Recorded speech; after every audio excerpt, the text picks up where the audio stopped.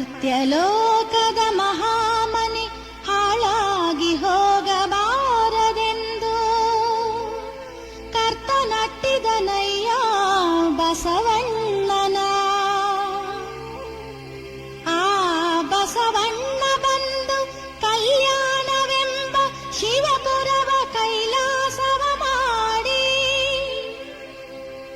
ರುದ್ರಗಣ ಪ್ರಮಥ ಗಣಗಳೆಲ್ಲರ ಹಿಡಿತೊಂದು ಅಸಂಖ್ಯಾತರೆಂಬ ಹೆಸರಿಟ್ಟು ಕರೆದು ಭಕ್ತಿಯ ಕುಲಸ್ಥಳವ ಶ್ರುತ ದೃಷ್ಟ ಪವಾಡದಿಂದ ಮೆರೆದು ತೋರಿ ಜಗವರಿಯಲು ಶಿವಾಚಾರದ ಧ್ವಜವನೆತ್ತಿಸಿ ಮರ್ತ್ಯಲೋಕ ಶಿವಲೋಕವೆರಡಕ್ಕೆ